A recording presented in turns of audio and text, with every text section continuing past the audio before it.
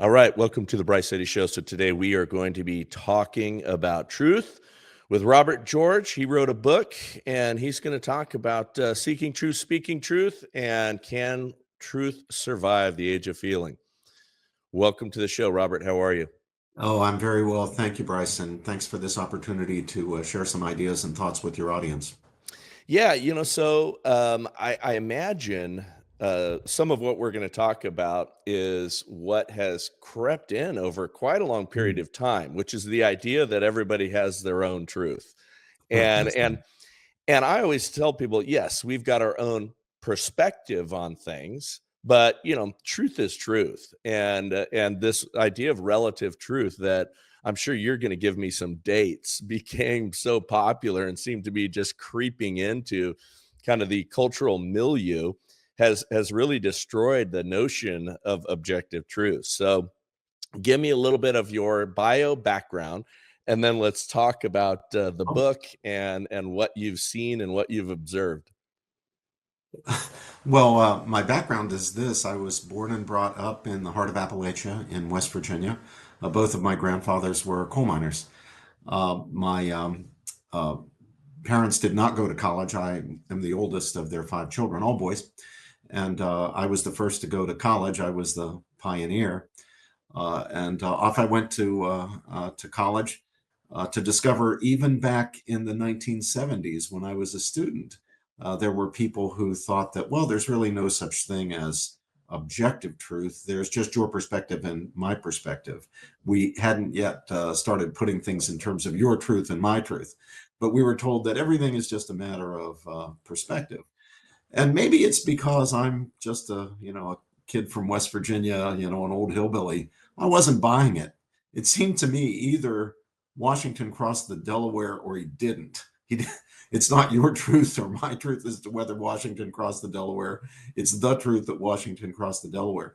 And when it comes to more serious matters, did Hitler murder 6, 8, 10 million people, or did he not? That's not a question of my truth or your truth. It's true, he did. Now, was that a crime against humanity? Was that an injustice? Was that a great wickedness? Is that just a matter of opinion? Whether murdering people, innocent people, children, handicapped people, people because of their religion, because of their race, that's just his truth? That's just my perspective? No. There's a truth of the matter. And the truth is that it was a heinous crime, a grotesque immorality. So when I start hearing people, especially younger people, because the idea has become increasingly popular, that there's no such thing as the truth, there's just your truth and my truth, I get very nervous.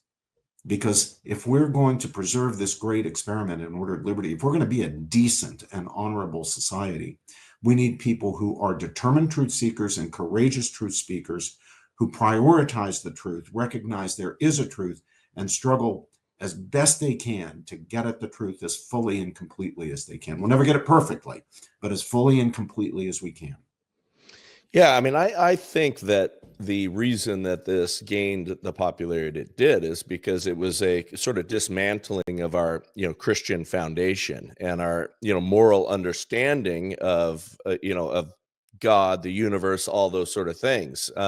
Do you share that perspective, or, what are your thoughts on that? Well, yes, there's no question that secularization is connected with the rise of moral relativism or subjectivism, or to the idea that I critique at some length in the book, that our only access to truth is through our feelings, not through our reason, not through our religious convictions, but through our feelings. As society has become increasingly secular, we've increasingly lost our grip on truth and on the importance of being genuine truth seekers and courageous truth speakers. So I think it's unlikely that we will recover our devotion to truth without recovering our deep biblical faith. I suppose it's possible, but I think it's very unlikely. I don't think it was an accident that the loss of dedication to truth tracked secularization, but we'll have to see about that. For my part, I know that a central foundation of our cultural understanding of our civilization in the West, a central foundation is the biblical teaching that the human person, the human being, is a bearer of inherent dignity, of profound inherent and equal dignity.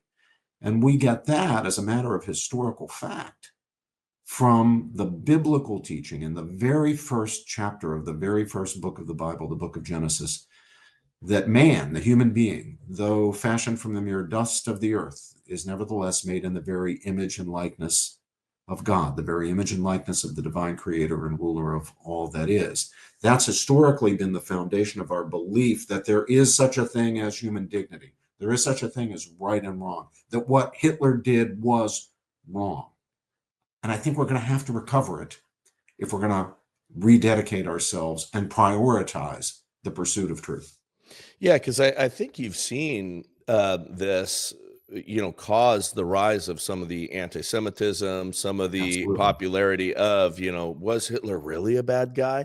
All those sort of things are simply the fruit of what we're seeing with this dismantling of truth or this moral relativism that's crept into our culture. I mean, you're seeing it everywhere right now.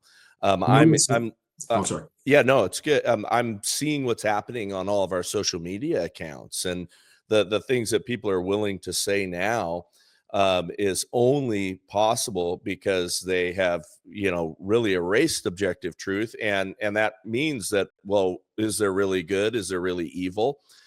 Anything's permissible if it's just your perspective or your truth.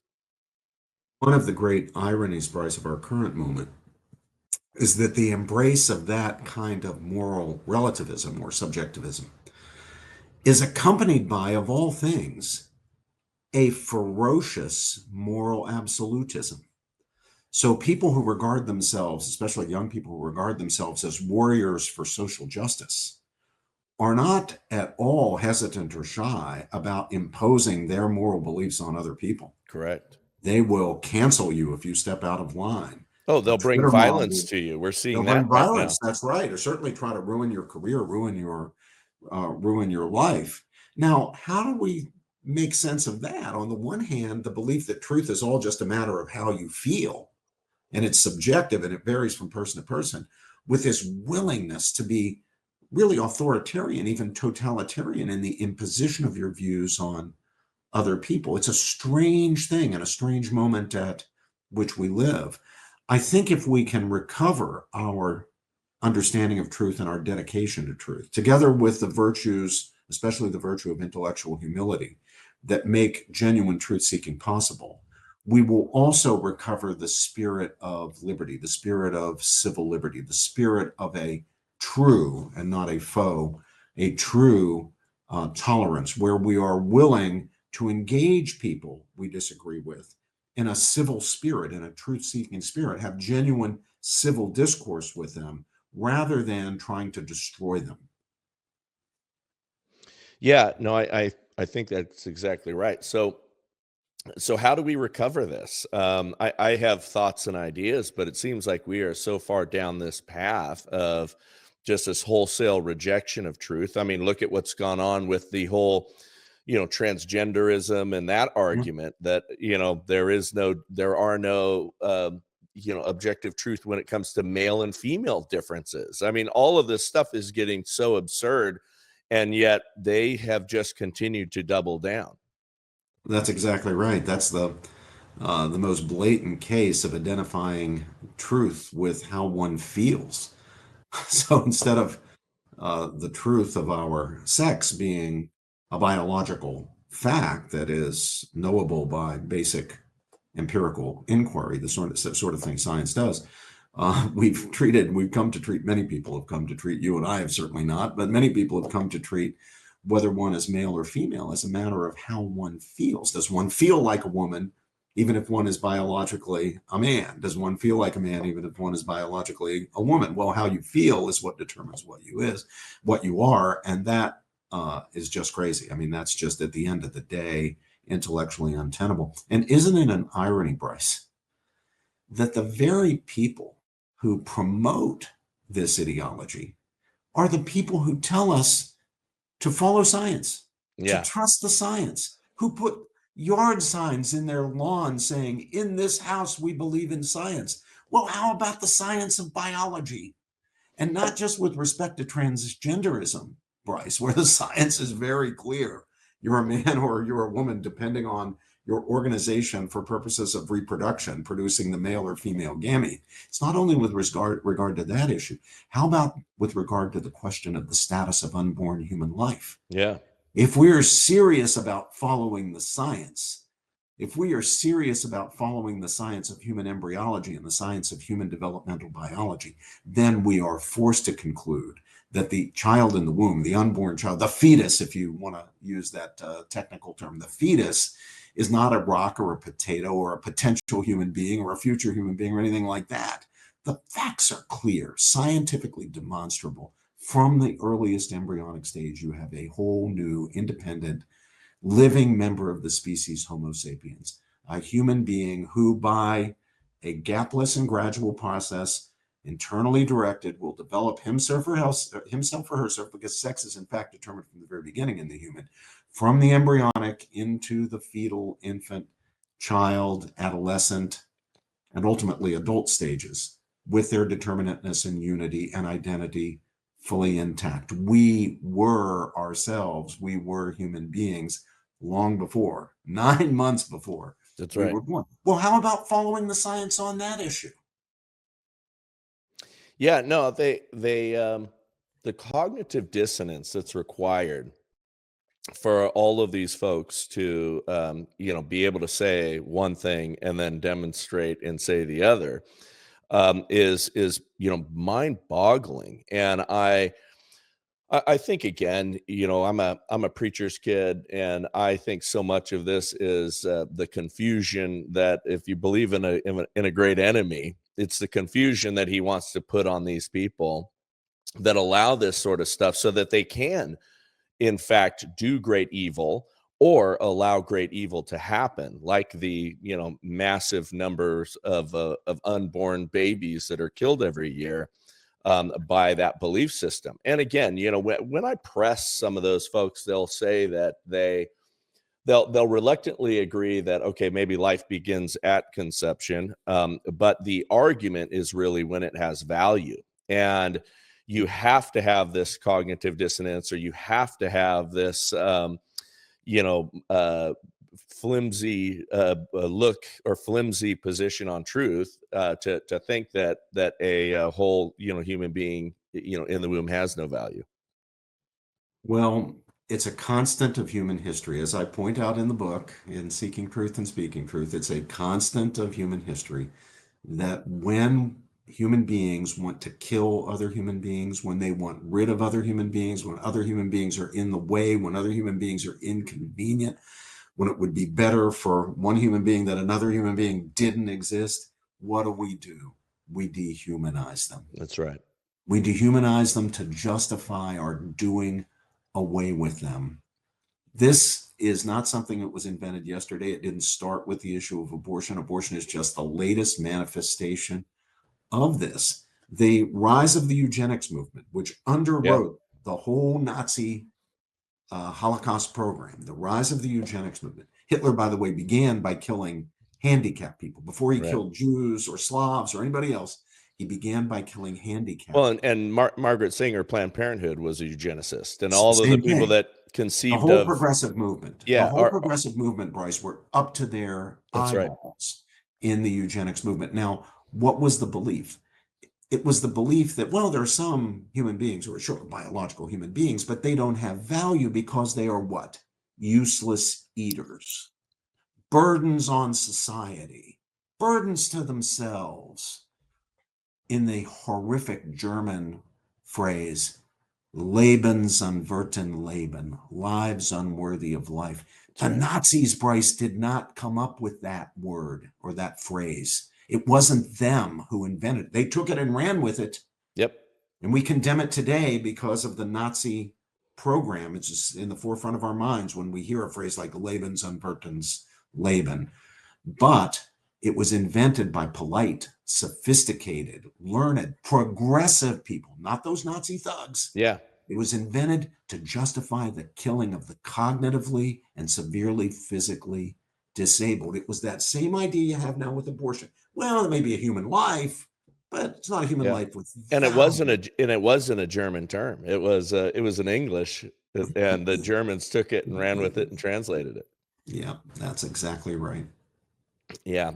Well, my concern in all of this, and the question that I ask a lot on this show is, okay, so, hey, how do we fix these things? How do we turn from this? What do we do to bring the idea of objective truth back? Well, number one, I think we need role models in the lives of our young people. Amen. Now, it would be great if we had national figures who were themselves exemplars of what it means to be a determined truth seeker and a courageous truth speaker. Hmm. But whether or not we have national figures like that, it falls to parents, teachers, grandparents, aunties and uncles, That's right. coaches, pastors, people who are in the lives of children and young people in one way or another, who can model for those young people the kind of understanding and conduct that we want. As I describe it again, being determined truth seekers, people who really prioritize the truth, and then courageous truth speakers, people who not only live by the truth, but are willing to speak out, even when it's unpopular, even when it's risky, even when you're making sacrifices, are nevertheless willing to make those sacrifices, take those risks, take the slings and arrows that come when you speak unpopular truths, like the truth, unpopular in elite circles, that the child in the womb is a human being bearing profound, inherent, and equal dignity, and that the deliberate choice to destroy that child is a grave violation of justice and human rights. That's a tough truth to speak today, at least in the kinds of Oh, circles I travel in. yeah. I But mean, it's we've getting, got to do it. We've got to speak it. amen. I could not agree more. It's getting easier. Praise God. Right. But We've had a when vibe shift. We've had a vibe shift, no doubt about it. Things are different than they were even a couple of years ago. The I was so-called getting Overton death window has threats. opened. I was Yeah. getting death threats. I was getting people calling clients of mine because I had said that it's evil to tell children that happiness lies on the other side of puberty blockers. Yeah. And and that statement alone, got my clients called, got me, a huge attempt at canceling me because it was early on in that nonsense, and not a lot of people were standing up. But as more and more people stood up, you did see this shift. One of the things, and my audience is used to me saying this, but we have a generational problem, and it requires a generational solution, which means everything that you're saying. We as parents, we as educators, as coaches, and everything else need to be teaching our young kids what truth is about, and there is objective truth, and we need to be standing up, and then that generation needs to take it and kind of repair the breach in everything. And it's going to take a generation or maybe two. I'm optimistic because the young kids that I'm talking to now are showing up more conservative than even their older brothers and sisters. Yeah, I've noticed that with my own students. I think it's important, Bryce, that we teach by example as well as by precept. We do have to use words, so teaching by Yep. precept is important, proclaiming the truth that there is a truth and that Yes. the truth has priority and that it's our obligation to live with the truth. Yes, we have to preach in a certain sense, but even more important is modeling that behavior, teaching by example, and again, not just by precept. We need role models for our young people. By the way, and there are probably some people who are not going to be pleased to hear this, but I'm going to say it anyway because I think I have to, because it's true. A lot of Christians, especially Christians in the public square, who've been very quiet on controversial issues, have been put to shame by the willingness of secular people like J.K. Rowling and Hmm. even my old Oxford friend, Richard Dawkins, to speak the truth about gender ideology when Christians are afraid to. Yeah. How about that? Who would have thought in 2025 you'd be looking to people, including some people who have contempt for Christianity, who have contempt for religious faith, like Richard Dawkins, are going to be speaking truths that Christians are too scared Yeah, well, I mean, to proclaim. we've been neutered over time, and Christianity became too nice. And nice is a weakness. We need to be kind, but not nice. And Jesus Christ was not nice. He was strong and came from a position of power, and he was kind, which is a choice. But he was very bold and spoke truth very boldly.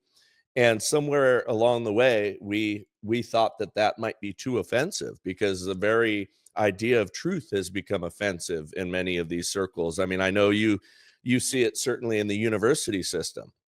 Well, And you could ask those money changers in the temple about Jesus Christ and that's right. what you can ask the money changers in the temple what Jesus Christ was prepared to do that went beyond just being nice. That's right. That's right. That's exactly right. So there is a boldness that we need to show up with, and we need to reject evil and reject the lies that our society is saying. And we need to do it, I believe, far more aggressively than Christians have been willing to in recent history, because we had truth eroded over many decades now at this point, and we could have stood up, and we should have stood up way back then, but we allowed all of our institutions to slowly be taken over and slowly be ruined with this very idea. There are a lot of even explicitly Christian institutions, especially colleges and universities, but whole denominations within the Christian community who have basically been captured by deeply unchristian ideologies, deeply unbiblical ideologies. Let me add a point, though, Bryce, to the perfectly sound point that you just made. I completely agree with it. Let me just add something to it. And that has to do with how we engage with people who don't agree with us. Mm-hmm. Okay? Our obligation, it seems to me, as a matter of intellectual humility, our obligation is to engage with them in a listening and truth-seeking spirit. It shouldn't be just to shout at them. Correct. Or shout at them at all. Correct. It should be to engage them in a civil but robust debate and dialogue, listening to what they have to say. After all, we're not infallible. We can be wrong about things. Let's listen to their reasons and arguments. Let's invite them to give our reasons, their reasons and arguments. But then we should insist that they also listen in a truth-seeking spirit to our reasons and arguments, and then let the chips fall where they may. Let the truth come out. I believe in those circumstances, the truth will make itself very clear, because truth has a certain luminosity, what the late Paul II called the splendor of truth. It has a splendor. So I don't think we should fear civil dialogue or refuse to engage with people who disagree with us, even deeply disagree with us. I think we should engage them in an open spirit, in a spirit of truth seeking, willing to listen, willing to be corrected if we are wrong about some things. Church has been wrong about some things historically, and it's important that we not repeat those kinds of errors. So we shouldn't just be subjecting people to catechism classes. We should be engaging with them in a spirit of civility, but one where truth is prioritized above everything else. I could not agree more. And I think it's a mistake to take the tactic that the left or these folks take, which is the, holding the signs and screaming and shouting in people's faces. Absolutely. It's not fruitful. And, it's hard to find people that are willing to have dialogue on these things, because the very nature of a feelings-based position, Mm-hmm. it's, there's nothing to talk about. Correct. It's just how I feel, and that's it. And there's nothing to talk about. Yeah, and I've had my team work incredibly hard to get people who we disagree with on, and it's very rare that we will. We do from time to time, and some of the discussions are fruitful, because I take the great Dennis Prager's position, and I want clarity over agreement. And I'm having the discussion not to persuade them, because most of the time you never will persuade someone who's so committed to their position like that. But I want the audience to hear, what they're saying, and to really understand what the people who are our enemies is probably the wrong term, because I don't want to make them all our enemies. intellectual adversaries. I mean, you Yeah, know, yeah, they're that's a friendlier term, but you yeah. I want mean, to. I believe in the concepts. Cornell, my friend and teaching partner and debating partner, Cornell West, and I have a phrase for that. We call it civic friendship or civic understanding. So we relate to each other as civic friends, even though we are ideological or political Yeah, I like that. adversaries or opponents. And the kind of space you need for that is not a safe space. It's what we call a Socratic space. Yeah. Yeah, because asking questions and just getting them to drill down on their positions, what you find is that the truth gets revealed. And the more that they are willing to talk and expose their positions and point of view, and because the truth, is never afraid of the light. The truth is never afraid to be searched Amen. out. So Yeah. we need to press into that. And I think it's important, and I've said this for a long time. People need to know why they believe what they believe and be able to defend it, because you don't want to be like our intellectual adversaries, where some of the positions that they've taken are just the popular positions that have been downloaded or indoctrinated to them, and they don't even know why they believe those things. So it's about an inch deep, and if you start to ask those questions now, you can tell the people who don't know what they're talking about, because then they resort to just feelings and emotions and are usually shouting you down from there. Name calling. Yeah, but if you don't ever lose your cool, it goes so far with the audience or the observers or the people online that see those interactions, and I think that's how you change, or bend things towards truth over time. Here's the deal that I make with my own students, and they come from all sorts of different perspectives and all sorts of places in the country and all sorts of religious backgrounds and all sorts of political backgrounds. But I here's the love that. basic deal I make with all of them. Um, all possible positions are on the table. Whether I agree with them or not, whether I think they're bad, whether I think they're appalling, whether I think they're loathsome, whether I think they're outrageous, they're still on the table for criticism, for discussion, for examination. The deal is, I don't want a single belief that I hold, no matter how deeply I cherish it, whether it's a moral belief, a political belief, a religious belief, my Christian faith. I don't want a single view that I hold to be exempt from criticism. I don't want it to be immunized. Not a single view that I hold. They're all on the table. Not a single one is immunized from challenge. So you feel free to challenge me all the way down. Challenge me on my moral beliefs. Challenge me on my political beliefs. Challenge me on my Christian faith. But it works both ways. Your views are on the table too, even your most cherished views, the views that are central to your own identity, whether you're Yeah, left, right, believer, unbeliever. It's on the table, and we're going to scrutinize them. We're going to subject them to rational examination. And then we're going to let the chips fall where they may. Everything's on the table. The only thing I ask is that we conduct business in the proper currency of intellectual discourse. There's a currency of intellectual discourse, just as there's an economic currency. In Britain, economic currency is pounds and pence. In the United States, it's dollars and cents. Well, what's the currency of intellectual discourse? It's a currency consisting of reasons, evidence, and arguments. No shouting, no screaming, no yeah, name calling. Put your view on the table and then give me the reasons, the evidence, and the arguments. And then you listen to the reasons I have or may have or another student may have for doubting that view, the evidence we can adduce against it, the reasons that we can provide.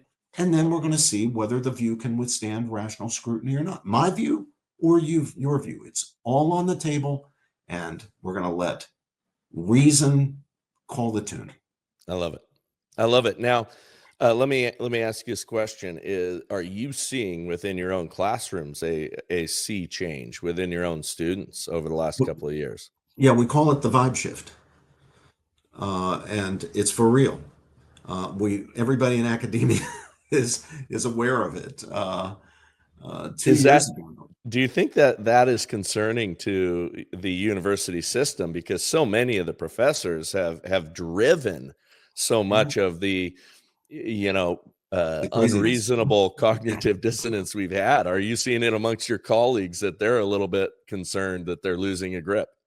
I think they're aware that they can no longer basically keep people in line.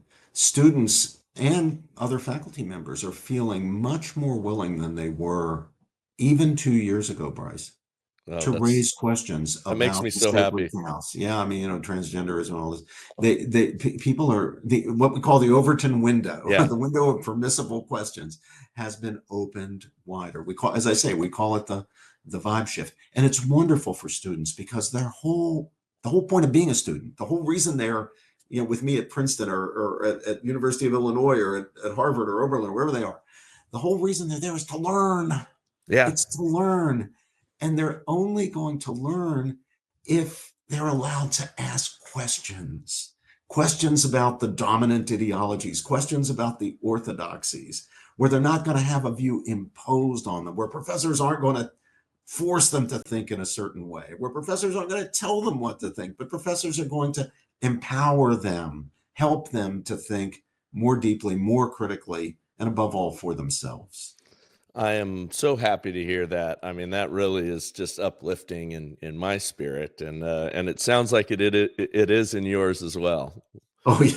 I love what I do. Yeah. Lou Gehrig thought he was the most, he was the luckiest man on the face of the earth. You'll remember that famous statement in Yankee Stadium Yeah. on his retirement. But I don't know if he was then, but I am now. I'm the luckiest man on the face of the earth because I get to teach these wonderful, brilliant, and increasingly courageous young men and women and encourage them to, to go for it, to raise the questions, to explore the arguments.